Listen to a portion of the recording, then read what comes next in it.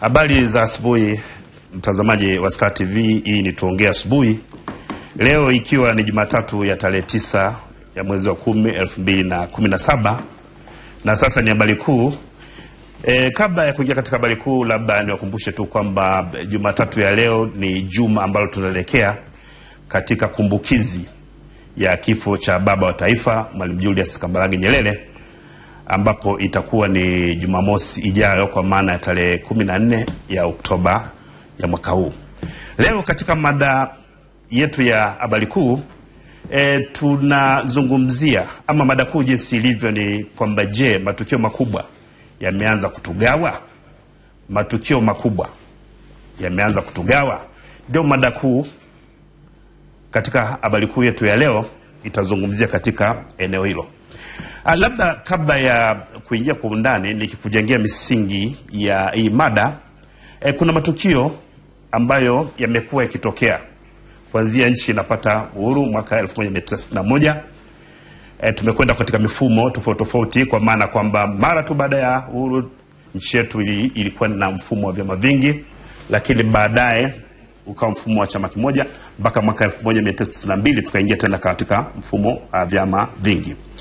Sasa pamekuwa na matukio mengi tu makubwa ya nchi ambayo labda nikukumbushe tu kwamba baadhi ya matukio kama mtakumbuka, kwa watu ambao mna umri kidogo, moja tukio kubwa kabisa katika nchi yetu ni vita vya Kagera ambavyo vilipiganiwa kuanzia tarehe 30 ya mwezi wa 10 mwaka 1978 mpaka tarehe 11 mwezi wa 4 mwaka 1979.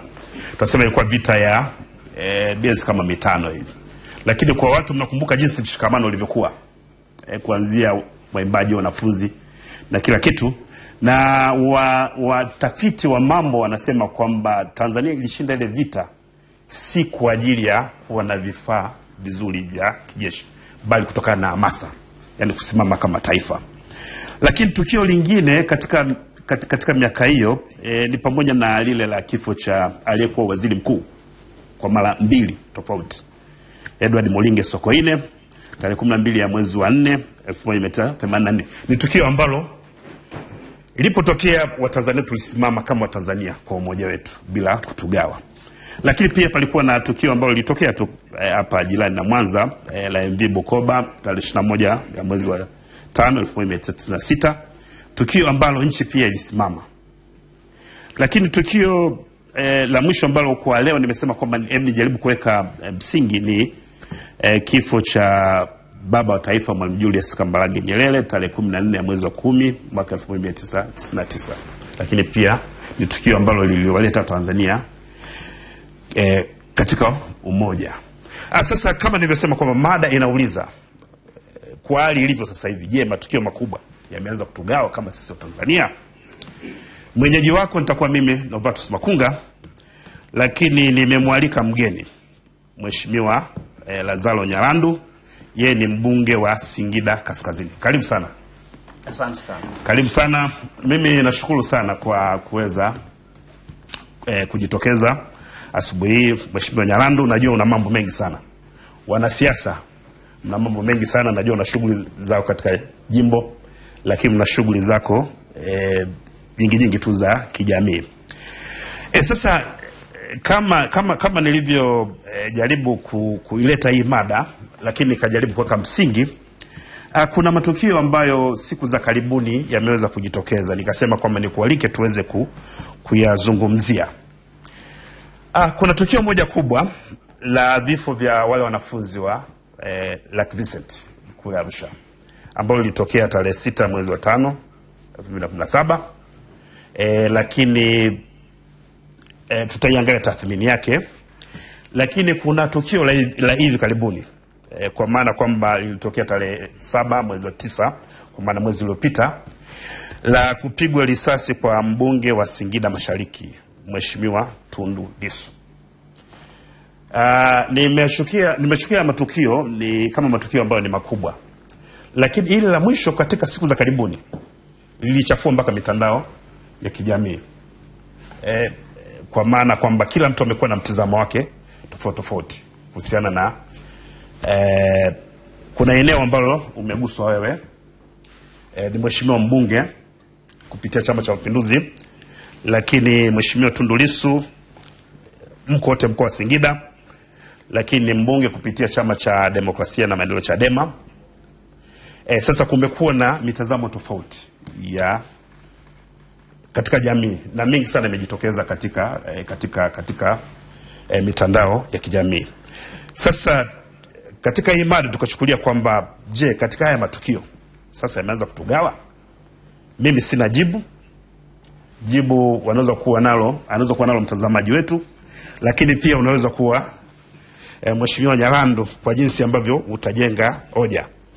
Lakini mpenzi mtazamaji, pia unaweza kushiriki katika mjadala huu kupitia ukurasa wetu wa Twitter tuongee/asubuhi, lakini Facebook tuongee, Instagram tuongee asubuhi/StarTV, lakini pia unaweza kutuma SMS kwa ujumbe mfupi kupitia simu namba 0620682268.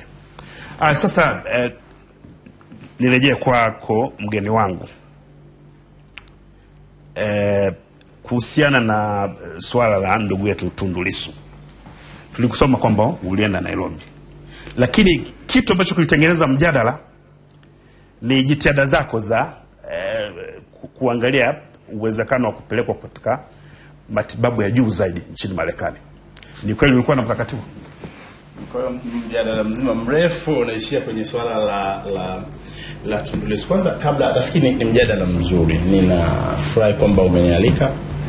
Nafikiri mambo mengine yanatakiwa yaendelee kuwa mjadala kwa sababu ni mjadala wa taifa. Walisema maswali magumu hayana majibu rahisi.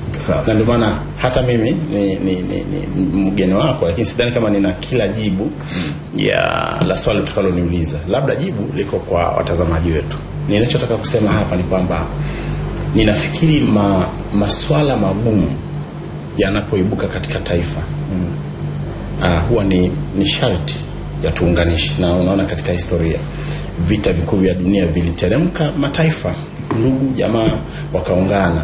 Wanaungana kwa sababu wana jambo ambalo wanaliita common value, jambo la mtazamo wangu kidogo ni tofauti. Naona kila tukio ambalo limetokea, na haya ni sehemu tu, matukio nadhani mengi sana yametokea ambayo hata hatujakumbuka au kuyasema kwa hapa, ambayo yalitokea yakawaunganisha Watanzania wa sehemu fulani au wakati mwingine Watanzania wa sehemu zingine nyingi. Lakini ni kweli kwamba tukio kubwa likitokea linaleta mtikisiko, linaleta mjadala. Na nafikiri katika uhai wa taifa, tukiangalia tunu tulizonazo za taifa, mila na desturi zetu kama Watanzania, ni muhimu tukaendelea kuwa na majadiliano na mjadala kuhakikisha kwamba tunawekana sawa na tunaendelea kama taifa, kama wamoja, kama ndugu. Sawa. Labda kama nilivyosema kwamba nilijaribu kuuliza swali ili tuweze sema kuanzia kwamba ulienda Nairobi. Okay. Tuanze na pale. Moja ni muhimu sana watu kufahamu kwamba tukio lililofanywa na watu wabaya kwa Tundu Lissu ni tukio linalopaswa kulaaniwa na kila Mtanzania. Na tutakumbuka kwamba viongozi wetu wakuu kwanza na Mheshimiwa Rais, viongozi wa bunge, serikali wamelilaani, viongozi wa dini wamelilaani.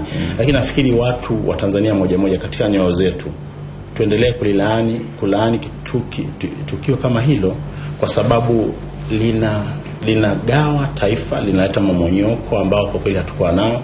Na limesikitisha kwa sababu mimi kama mbunge wa CCM ninapakana pia jimboni na Mheshimiwa Tundu Lissu. Yeye ni mbunge wa Chadema.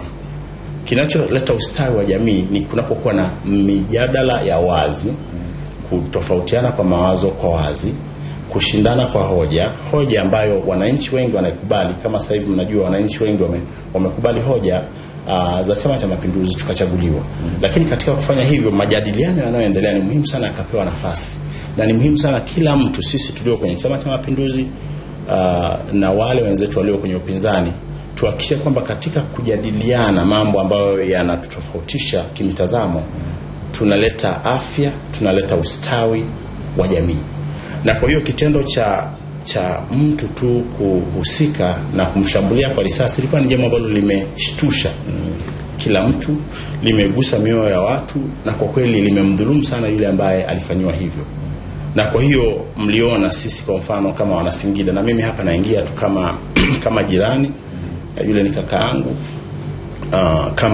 kama mbunge mwenzangu, lakini kama mbunge mwenzangu wa Singida, kuhakikisha kwamba jambo hili lililofanyika limetugusa kiasi gani. Limetugusa sana. Watu wengi sana, nikiwepo mimi, tulilia na tumeendelea kusikitika. Hata tukimwona unaona kabisa anahitaji mkono wa mkombozi, na nikaungana na kila mtu ambaye angependa kumsaidia, na kwa kweli na shiriki kumsaidia kwa sehemu ya uwezo ambao Mungu ataruhusu.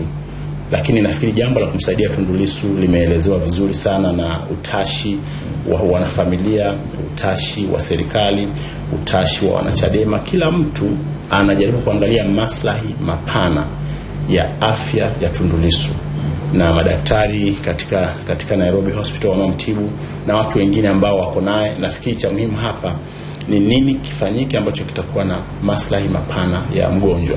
Kwa hiyo nilipoenda mara ya kwanza, na labda niseme pia nimeenda mara kadhaa ambazo pia sidhani kama tuliziripoti, kumuona na kumjulia hali, ninaamini kabisa kwamba Mungu alimfanya Tundu Lissu kwa muujiza. Nimeona miujiza mingi, lakini kaka, kwa kilichomtokea, alichofanyiwa, Mungu aliruhusu aishi. Na kwa kuwa Mungu aliruhusu aishi, hili jambo lituunganishe kama taifa, lisitugawe. Sisi wote tuone kwamba tumeguswa na kilichompata, kilichomsibu, na sio kwamba tunageuka kwa maneno na matendo yetu, kwa utashi wa ndani ya mioyo yetu, bila kujali tofauti zetu zozote za kisiasa, za kiitikadi, kikabila, vivyote vinavyokuwa. Hili jambo, mimi wito wangu kwa kila Mtanzania, kwa kila kiongozi wa sehemu zote za tofauti zetu za mto na mitazamo ya kisiasa, lituunganishe.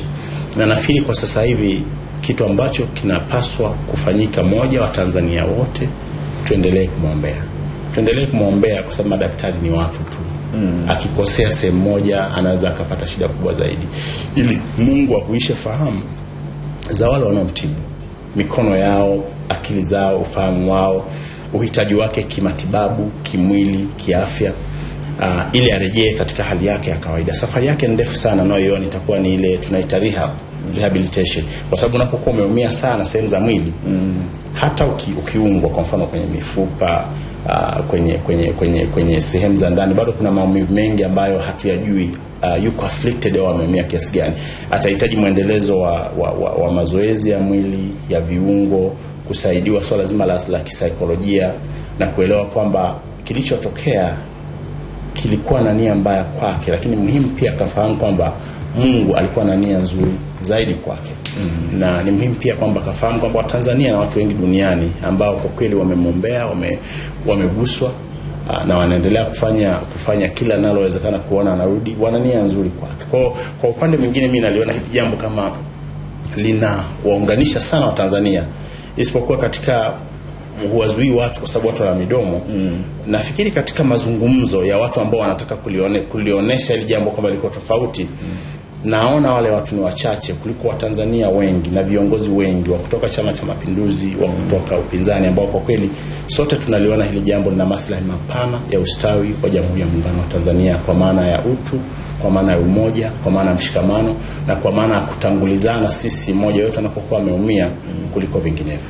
Labda mchakato sasa wa kupata matibabu kwa hizi nchi ambazo zimeendelea zaidi, kwa maana Marekani, na watu mara nyingi wanapozungumzia hii wanarejea tukio ambalo lilifanywa kwa wale watoto wa Vincent kule Arusha.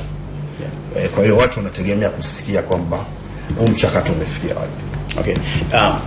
Moja niseme kwa hili swala la Mheshimiwa Tundu Lissu, mimi naingia kama jirani, kama mdogo wake, kama mbunge mwenzake, na ni jambo ambalo limenigusa kwa kiasi kikubwa, lakini kama lilivyowagusa Watanzania wengine wote.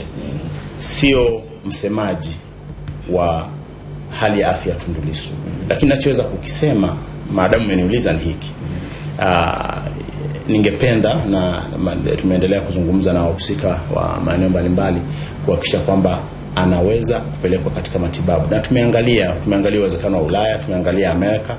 Binafsi ningependelea mashariki mwa Amerika, maeneo kama mkoa wa Pennsylvania, kwa sababu ni karibu sana. Ukimrusha kutoka Nairobi akapitia mji wote Ulaya, iwe Schiphol, Amsterdam au London, atafika kwa haraka na atapokelewa. Tumefanya mazungumzo na hospitali ambayo itakuwa tayari kumsaidia, na madaktari aina mbalimbali ambao wanaweza wakareview na kuangalia hali yake. Lakini kinachoendelea sasa hivi ambacho ni muhimu sana watu wengi wakafahamu ni kile ambacho tuliambiwa na madaktari wa Nairobi, kwamba katika hali aliyokuwa nayo, mashine zilizokuwa zinamzunguka kumfanya awe salama, hali ile ilikuwa ni tete. Ilikuwa ni muhimu sana wamfanyie matibabu ambayo lazima yafanyike kwa sasa, wamfanyie stabilization, kwa maana ya awe sasa stable, kwa sababu unapomrusha mtu angani kuna vitu vingi sana vinaweza vikatokea. Na mambo ambayo madaktari wa Nairobi walisema kinaga ubaga kwamba wanayamudu na wangependa wayafanye. Nafikiri familia na wale wanaohusika wakafanya maamuzi kwamba acha akamilishiwe matibabu yanayomhusu hapa pale mjini Nairobi. Na nafikiri milango itaendelea kuwa wazi. Mazungumzo tumeacha wazi na madaktari na hospitali kadhaa duniani, wale madaktari bingwa na mahiri, ili yamkini ikimpendeza Mungu akatoka na akawa sasa tayari, madaktari wakacertify kwamba anaweza kusafiri, bado atakuwa na uhitaji wa kuangaliwa na kuhakikisha kwamba anaingia katika mtiririko wa kufanywa tathmini kubwa na pana zaidi, kuanza kufanywa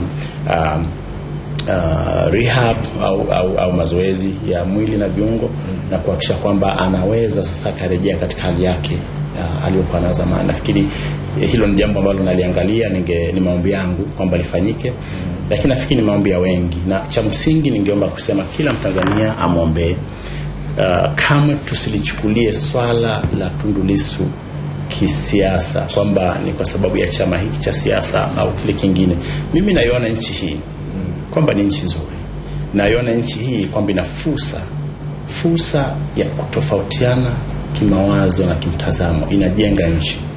Ili mradi tu wale ambao wanakuwa tofauti walete hoja zenye nguvu, hoja ambazo kwa kweli zinaleta mashiko katika yale ambayo yana maslahi mapana na taifa, na isitokee tu kwamba kwa sababu aliyeumia ni wa chama fulani basi ichukuliwe na watu wengine kwamba hili ni jambo la kisiasa. Hili ni jambo la kibinadamu, na Mungu yuko katika sikitiko. Wanasema Mungu ni Mungu ajuae sikitiko, liwe la mtoto mdogo, mtu mzima kama Tundu Lissu au mwingine, na mkono wake umponye. Lakini nafikiri katika hatua hii mimi naona taifa linazidi kuwa pamoja, na liona kama ulivyosema ni tukio kubwa la kutisha, baya, la kulaani, lakini tukio ambalo linatuleta sisi sote pamoja. Sawa, yapata wiki moja ama karibu siku 10, kama nilivyotangulia kutumia lugha ile ya mwanzoni kwamba saa nyingine kuna swala tu linatokea hivi, afu mitandao ya kijamii inalipuka, inakwenda viral. Wanasema kuna message moja ilisambaa hapa kwamba Mheshimiwa Nyalandu kufukuzwa ndani ya CCM, lakini kwa kama umenyamaza kimya ukaweza kujibu. Unajua wanasema sio kila lisemwalo unahitaji ulijibu. Wakati mwingine wale walioliandika kwa kunyamaza kwako wanakuwa wanapata majibu. Kwa sababu ilianza sio hilo tu, ilianza mtu akatunga maneno tu ile Nairobi. Acha Nairobi kwa mtandao tu kwamba mimi Nyalandu nimesema hiki na hiki na hiki. Sio ile baadaye kutoka Nairobi ikaandikwa kwa ujumbe fulani kwa ujumbe kakasambazwa. Nikamwambia jamani, ile bahati nzuri ulijibu mapema. Niliwaambia tu kwamba nafikiri nilitumia neno gani, nilisema unajua uongo, unapokuwa unatunga uongo unajiumiza mwenyewe wewe mtungaji. Kwa nikasema watu wafanye nini? Watu waache. hebu tuende vizuri kama taifa, usimsingizie jirani yako uongo. Hilo likaisha. Sikakaa vizuri, nikaona mengine yakaanza kutembea. Sasa huwezi kaa pia kila siku wewe ni wakujibu hayo yanayosemwa juu yako, lakini niseme tu kwamba ni muhimu sana kama jamii tukaepukana tuna ushawishi wa kibinadamu wa kujisikia kwamba unaweza kumsingizia mtu yeyote uongo wakati wote. Maisha ni safari, na unapoamka unasema uongo juu ya mtu mwingine, linakuwa kwa kweli haliko sawa. Na mimi sijawahi tangu niwe mwanachama wa Chama cha Mapinduzi kuletewa barua ya onyo la aina yoyote. Nimekuwa mwanachama mwaminifu wa Chama cha Mapinduzi, nimefanya kazi ya ubunge wa kuchaguliwa. Na kwa wale ambao hawajui, mimi ni mmoja wa wabunge sasa mchaguliwa muda mrefu sana. Nimechaguliwa nikiwa mbunge mdogo kuliko wabunge wengi, na umri mdogo kabisa. Na nikachaguliwa mara ya kwanza, nikachaguliwa mara ya pili. Hii ni miaka mitano.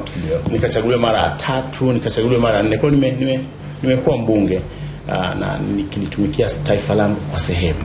Na mimi ninaamini katika kujadiliana masuala magumu kwa uwazi, kwa ukweli, na wanasema maswali magumu hata katika jamii, katika maendeleo ya nchi hayana maswali rahisi. Maswali magumu hayana majibu rahisi. Kwa hiyo swala tu la kuendelea, sisi kwenye CCM tuna mijadala mingi.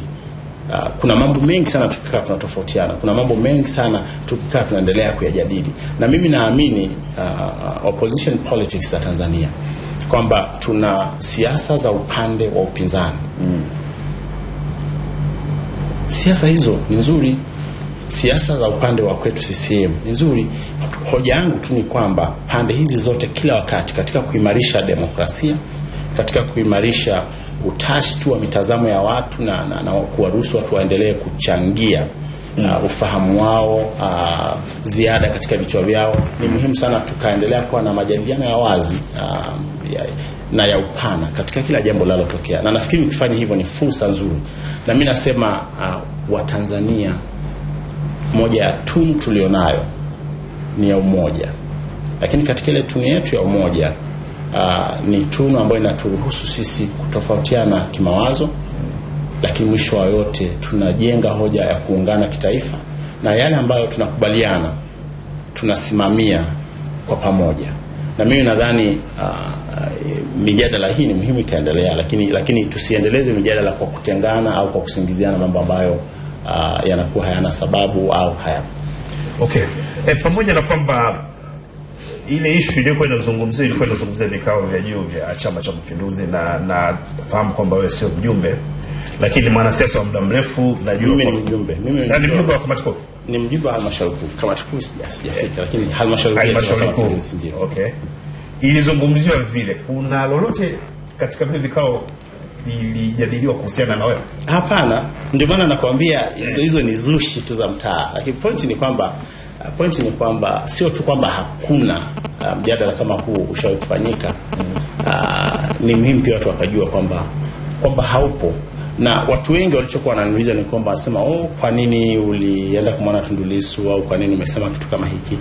Mimi nasema sisi katika Chama cha Mapinduzi tuna mila na desturi pana ya muda mrefu ya kujadiliana mambo, kujadiliana hoja, na mbunge ana maeneo kadhaa anayofanya kazi. Moja ni lile la mtazamo wako kama mbunge, ni nini unachokiona. Kuna masuala yanakuwa tunaita kwenye ubunge tunaita 3 line waves, yale ambayo tunajadili kama wabunge wa Chama cha Mapinduzi, na tunasema msimamo wetu kama chama ni huu. Kuna masuala ambayo mbunge anaruhusiwa kuwa na hoja yake, ndio maana unawakilisha watu wa Singida Kaskazini au jimbo lingine lolote ambalo upo. Na mimi kama Lazaro Nyalandu nina mawazo yangu, nina mitazamo ninayoiona, nina fikira, lakini ni mtu ambaye ninaendelea kusikiliza, na pia natoa mawazo yangu juu ya mambo mbalimbali yanayotokea. Na kama nilivyosema, utayari wa kushiriki kwa heshima, kwa utu, mijadala inayoendelea au shughuli ambazo zinatuhusu sisi wote, sio kwa lengo la kujitwalia sifa au tukufu. Sisi wa Kristo wa Luteri tumeambiwa unapokuwa unafanya mambo ya aina yote, heshima, sifa na utukufu zinakwenda kwa Mungu.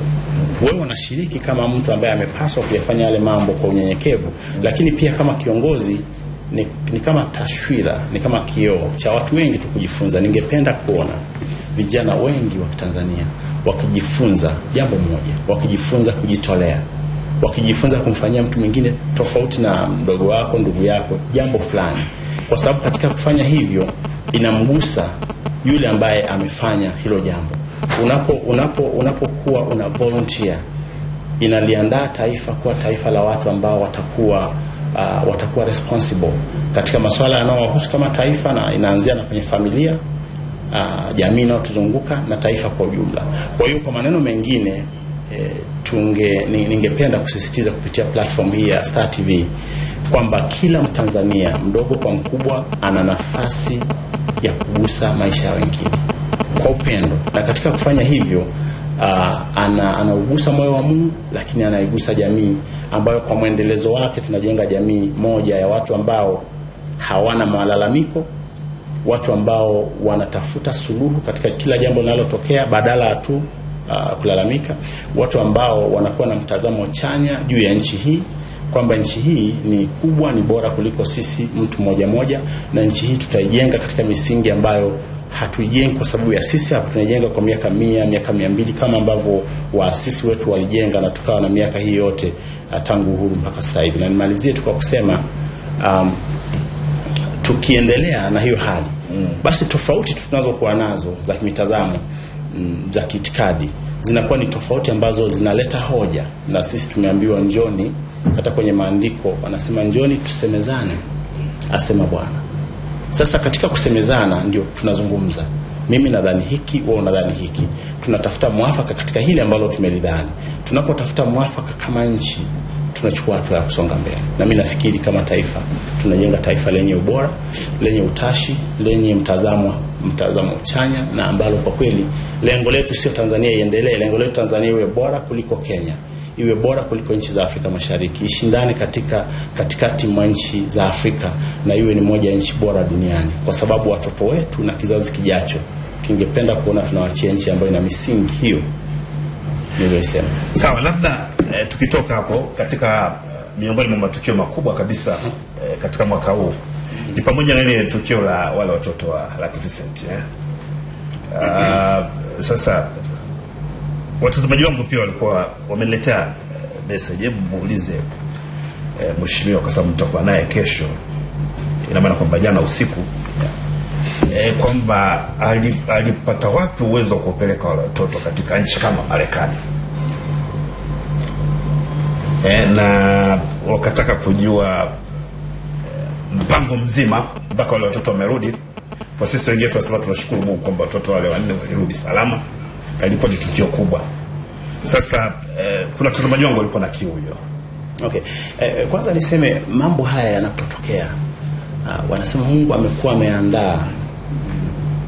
ameandaa namna gani angeweza kukubeba. Mungu anakuwa ameandaa mazingira katika kila jambo. Tulipoingia katika vita kati ya Tanzania na Kagera, Mungu alikuwa ameandaa mioyo ya Watanzania kuungana. Mwalimu Nyerere alipoenda pale Dar es Salaam akazungumza na wazee, akasema uwezo wa kumpiga nduli tunao, nia tunayo, sababu tunayo. Akasema tuamke watu wote.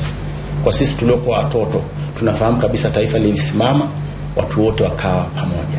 Sasa kilichotokea wakati wa tatizo na tukio la Lucky Vincent, moja, mimi binafsi niliona taifa zima, kuanzia Mheshimiwa Rais, Makamu wa Rais wa Tanzania na wananchi kama mimi na watu wengine, waliguswa kupita maelezo. Hatujawahi kuona watoto wengi kiasi hicho wamelala chini hawana msaada. Na swali lilikuwa ni kwa nini Mungu ameruhusu watoto kama hawa waende. Akina mama, akina baba walikuwa wanalia mpaka sauti zimeisha. Lilitugusa. Mimi nilikuwa kijijini kwangu Pohama ambako ndo nimezaliwa. Na miaka kama 2 nimeanza kujenga hospitali ya kijijini. Lengo langu ni kuwasaidia tu wana kijiji pale na majirani yamkini waweze kupata huduma za afya. Wakati nafanya hivyo nikawa nimeita marafiki zangu wa siku nyingi sana madaktari kutoka Amerika. Nikamwambia mje. Sikuwa nimewaita walete hela wala mchango. Nikamwambia waje tutafakari juu ya swala zima la utoaji wa huduma za afya vijijini katika njia ambayo ni endelevu, sustainable health provision katika vijiji. Tumekaa kijijini kwangu hiyo siku ya kwanza, wakasema wana tusiondoke. tulikuwa tumechoma mbuzi na nini. Sasa kwa ufupi naambia muda unakwisha. Okay, sasa kwa ufupi ni kwamba tukio lile lilipotokea, madaktari hawa wakakimbia. Wakati walikuwa wanaenda Ngorongoro wakakutana na hawa watoto. Madaktari hawa waliguswa kwa namna moja kwa upande wao kushiriki katika hili jambo. Lakini la pili, madaktari hawa walikuwa ni watu wadogo, wametoka vijijini kule kwao Marekani. Ilibidi tuangalie tutawasafirishaje hawa watoto. Waliohusika na usafiri ni watu wengine, waliohusika na matibabu walikuwa ni daktari mmoja ambao tuliwaunganisha kutoka maeneo mbalimbali katika Amerika. Tukaomba hospitali ya Mercy jitolee, tukaomba kituo cha Madonna kilichoko mji mwingine wa Nebraska wajitolee katika kuwatunza watoto. Kwa ufupi, kuanzia serikali ya Rais John Pombe Magufuli mheshimiwa ilihusika. Madaktari wa Kitanzania walihusika. Tuliunganisha na madaktari wa nchi zingine. Lilikuwa ni jambo ambalo liliwaunganisha watu wengi. Haikuwa effort ya mtu mmoja. Nilikuwa katikati pale nikicoordinate. Lakini kwa kweli hili sana ni wape credit watu wengi ambao Mungu wameshiriki. Mimi nashukuru sana mheshimiwa Nyalando, mbunge wa Singida Mashariki kwa kuweza kujumuika nasi asubuhi hii. Bahati mbaya kwamba muda si rafiki sana. Nilipenda sana tuongee mambo mengi. Nilitaka mpaka tuingie kwenye mambo ya siasa. Ningekuwa na furaha sana. Nilitaka nafikiri muda umeisha. Manake kuna baraza la mawaziri, mambo mengi. Wewe umeshaje kuhudumu katika Wizara ya Maliasili na Utalii. Lakini tunasema kwamba ni wizara ambayo watu hawakai muda mrefu, lakini bahati mbaya kwamba muda si rafiki sana. Waratibu wa kipindi wanaendelea kwamba muda umekwisha. Lakini kushukuru sana. Mimi nakushukuru sana kwa kuweza kujalia wakati mwingine. Nawatakia kazi njema. Nchi yetu iendelee kuwa salama na Mungu asaidie na kwa kazi nzuri sana mnaoifanya Star TV. Nashukuru sana. Tumefikia mwisho wa habari kuu katika tuongea asubuhi. Kama mada yetu inavyopita chini hapo kwamba je, matukio makubwa yameanza kutugawa. Bahati nzuri mheshimiwa mbunge wa Singida Kaskazini Lazaro Nyalando ameweza kuiweka sawa kwamba kumbe taifa bado tu wamoja. Kuna baadhi ya watu tu wachache. Nikutakia asubuhi njema, endelea kubaki hapo kwa ajili ya mjadala mkuu. Mzee wa dakika 90 Alois Nyanda hivi punde ataingia. Asubuhi njema.